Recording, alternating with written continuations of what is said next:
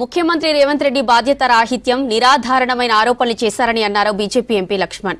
Operation Sindoor పేరుతో Rafale యుద్ధ విమానాలు కోల్పోయామని చెప్పడం దిగజారుడు రాజకీయాలకు నిదర్శనమని అన్నారు. ఆర్మీ మనోభావాలను గాయపరచడమే కాకుండా దేశాన్ని అవమానించేలా సీఎం ఆరోపణలున్నాయని చెప్పారు లక్ష్మణ్.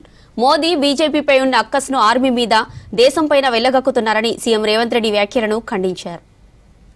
ముఖ్యమంత్రి రేవంత్ రెడ్డి గారి యొక్క వ్యాఖ్యలు బాధ్యత రహిత్యమైనది, నిరాధారమైనటువంటి ఆరోపణలు. సింధూర్ ఆపరేషన్ సందర్భంగా రాఫెల్ యుద్ధ విమానాలు కోల్పోయాయని చెప్పడం వారి దిగజారు రాజకీయానికి నిదర్శనం. ఇది ఇంత బాధ్యత రహితంగా మాట్లాడడం, ఒకవైపు ఆర్మీ యొక్క వారి యొక్క మనోబలాన్ని గాయపరచడమే కాకుండా భారతదేశాన్ని అవమానపరిచే విధంగా వారి వ్యాఖ్యలు ఉన్నాయి. వీరి వ్యాఖ్యలు చూస్తూ ఉంటే పాకిస్తాన్ యొక్క అనుకూలమైనటువంటి భాష మాట్లాడడం ఇది దేనికి సంకేతం కాదు. ఇది తెలిసి మాట్లాడుతున్నారు, తెలియక మాట్లాడుతున్నారు. మోదీ గారి మీద, భారతీయ జనతా పార్టీ మీద ఉన్నటువంటి అక్కసు ఇవాళ భారతదేశం మీద, ఇవాళ భారత ఆర్మీ మీద మీరు వెళ్ళగక్కడము ఇది ఏమాత్రం కూడా భావ్యం కాదు.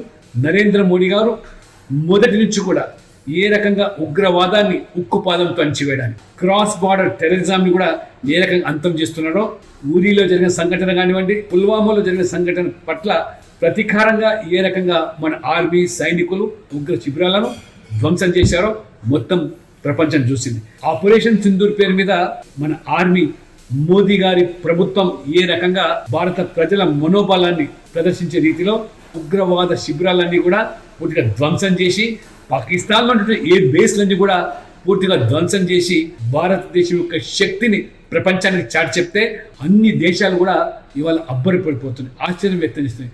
ఇటువంటి సందర్భంలో కేవలం ఈ రకమైన రాజకీయపరమైన వ్యాఖ్యలు చేసి మన భారత సైన్యం యొక్క మనోబలాన్ని, నరేంద్ర మోడీ గారి మీద ఉన్నటువంటి ద్వేషాన్ని ప్రదర్శన ఏమాత్రం భావ్యం కాదని భారతీయ జనతా పార్టీ తీవ్రంగా ఖండిస్తున్నాం. భారత పౌరులందరూ కూడా రేవంత్ రెడ్డి గారి వ్యాఖ్యలను తీవ్రంగా పరిగణించి